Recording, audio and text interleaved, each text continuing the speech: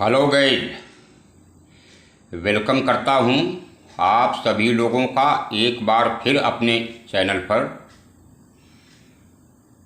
और चर्चा प्रारंभ करता हूं रूस और यूक्रेन के बीच में छिड़ी हुई जंग के विषय में। तो मित्रों, रूस और यूक्रेन के बीच में हो रही जंग एक भयावह रूप अपना चुकी है।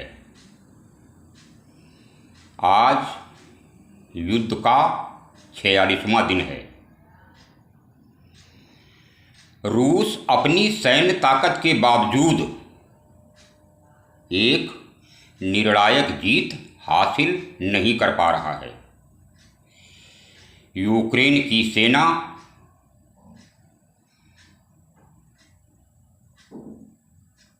पुरजोर विरोध कर रही है और आम लोग जो यूक्रेन के निवासी हैं रूसी सेना का डटकर मुकाबला कर रहे हैं। क्या आप जानते हैं कि ऐसा कैसे हो रहा है? कैसे एक छोटा सा देश एक महाशक्ति का मुकाबला करने के लिए तत्पर है। रूस ने साफ तौर पर नाटो देशों से कह दिया है कि अगर आपको रूस से गैस और तेल खरीदना है तो आप लोगों को रूसी मुद्रा में ही भुगतान करना होगा। रूसी मुद्रा का नाम है रूबेल। पोलैंड नाटो देशों का एक फ्रंट लाइन देश बनने की कोशिश कर रहा है और पोलैंड की इस हरकत से पूरे यूरोप में हड़कंप मच गया है। जो बाइडेन के बेटे के खिलाफ जैविक अर्थात बायो लैब का आरोप लगाया जा रहा है। रूस ने यूक्रेन के एक सुंदर शहर मारियोपोल को पूरी तरह से तहस नहस कर दिया है। आखिर कैसे यूक्रेन इतने दिनों तक रूस के खिलाफ युद्ध में डटा हुआ है, या किसी के भी समझ में नहीं आ रहा है, क्योंकि रूस साइबर सुपर पावर है और उसके पास घातक साइबर टूल है और उसके पास ऐसे हैकर भी हैं जो साइबर दुनिया में पूरी तरह से तहस नहस मचा सकते हैं। रूस प्रतिदिन लगभग 50 बैरल कच्चा तेल निर्यात करता है और इसमें से आधे से अधिक तेल यूरोप को जाता है, क्योंकि रूस दुनिया के कच्चे तेल का तीसरा सबसे बड़ा उत्पादक देश है। यूक्रेनी लोग भी पीछे हटने के बारे में नहीं सोच रहे हैं और हिट एंड रन वाली रणनीति से अब रूसी सेना को छकाने की कोशिश कर रहे हैं और इसी के द्वारा रूसी सेना पर दबाव भी बनता हुआ देखा जा रहा है। यानी कि यूक्रेन गोरिल्ला युद्ध लड़ रहा है। मित्रों, यह वही युद्ध है जो दिल्ली के बादशाह और मुगल वंश के अंतिम चिराग बहादुर शाह जफर ने सन 1857 की भारत की आज़ादी की लड़ाई में अंग्रेजों के खिलाफ किया था। राष्ट्रपति व्लादिमीर पुतिन का उनके ही देश में जमकर विरोध हो रहा है, जिसमें अब तक 8,000 से अधिक लोगों को गिरफ्तार किया भी जा चुका है। अगर नाटो देशों ने इस युद्ध में यूक्रेन की मदद की तो पुतिन यूरोप में गैस और तेल की सप्लाई रोक देंगे, यह बिल्कुल ही सत्य है। इस युद्ध का असर दुनिया के हर कोने में महसूस किया जा रहा है, लेकिन असर कितना बुरा होगा यह इस बात पर निर्भर करता है कि यह युद्ध कितना लंबा और खिंचता है।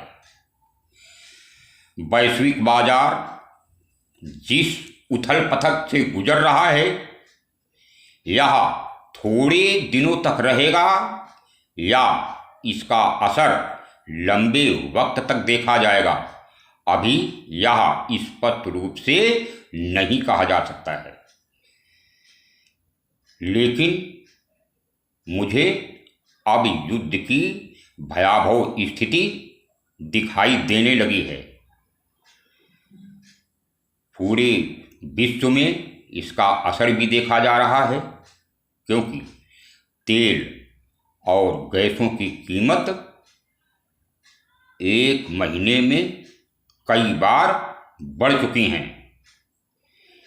ऐसे में यदि रूस के निर्यात पर अमेरिका और नाटो देशों ने रोक लगा दी तो कीमतें और बढ़ जाएंगी और इस संकट का असर भारत की अर्थव्यवस्था पर भी पड़ने की आशंका जताई जा रही है, जो कि भारत की अर्थव्यवस्था के लिए एक चुनौतीपूर्ण कार्य है। भारतीय रुपया भी डॉलर के मुकाबले बहुत कमज़ोर हो रहा है। वर्तमान समय में भारतीय रुपयों की यदि $1 से तुलना करें तो 78 रुपया प्रति डॉलर के हिसाब से रेट चल रहा है और रुपये के कमज़ोर या मजबूत होने का असर हमारे दैनिक जीवन पर तो पड़ता ही है। पूरा वैश्विक बाजार महंगाई की चपेट में आ जाता है। अगर तीसरा विश्व युद्ध हुआ भी,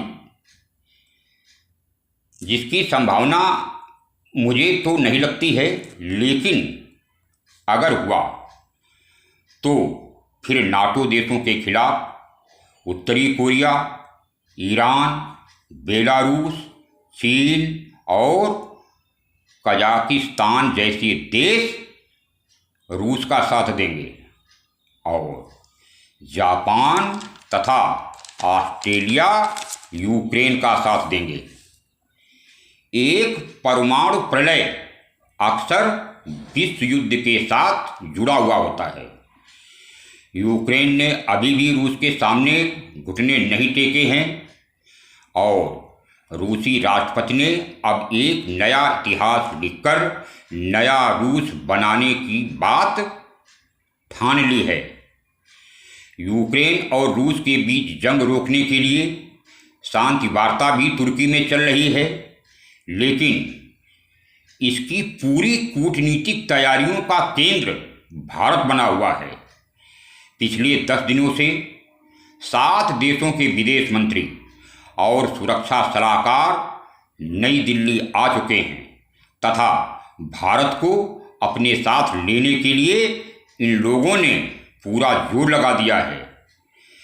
जयशंकर फार्मूला नाम से जानी गई भारतीय कूटनीति अंतर्राष्ट्रीय ताकतों के बीच संतुलन साधने पर केंद्रित है, क्योंकि अगले हफ्ते की G7 की बैठक के लिए भारतीय समर्थन जरूरी है।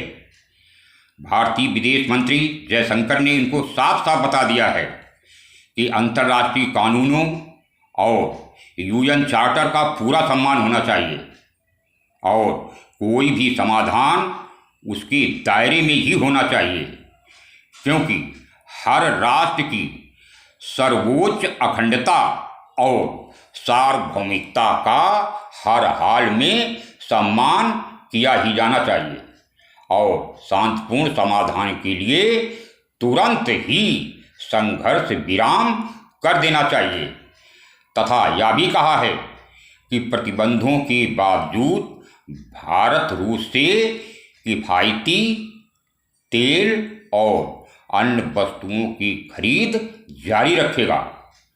लेकिन अब मैं ये कह रहा हूँ कि अगर रूसी हमले के प्रभाव को कंट्रोल नहीं किया गया तो इसके परिणाम काफ़ी घातक होंगे। दूसरे विश्व युद्ध के बाद नियम पर आधारित नज़रिया बनाए रखने के लिए दुनिया भर की डेमोक्रेसी को एक साथ काम करने की आवश्यकता महसूस की जाने लगी है। क्वाड के सदस्य देशों के बीच भारत के साथ बढ़ती बेचैनी को दर्शाती है। मित्रों, क्वाड एशिया प्रशांत क्षेत्र में चीन की मुखरता का मुकाबला करने के लिए 4 देशों का एक समूह है जिसमें भारत, ऑस्ट्रेलिया, अमेरिका और जापान शामिल हैं। भारत रूसी हथियारों का दुनिया का सबसे बड़ा खरीदार देश है, अर्थात भारत में रूस 80% से अधिक हथियार की पूर्ति करता है। पश्चिमी देशों के प्रतिबंधों के बावजूद भारत ने रूस से किफ़ायती तेल और क्रूड ऑयल तथा सनफ्लावर ऑयल खरीदने का सौदा किया हुआ है। आइए देखते हैं कि इन प्रतिबंधों का असर भारत पर कितना पड़ता है। इसके बारे में हम चर्चा करेंगे अगले वीडियो में। तब तक के लिए राम राम, सलाम, सत श्री अकाल, जय हिंद।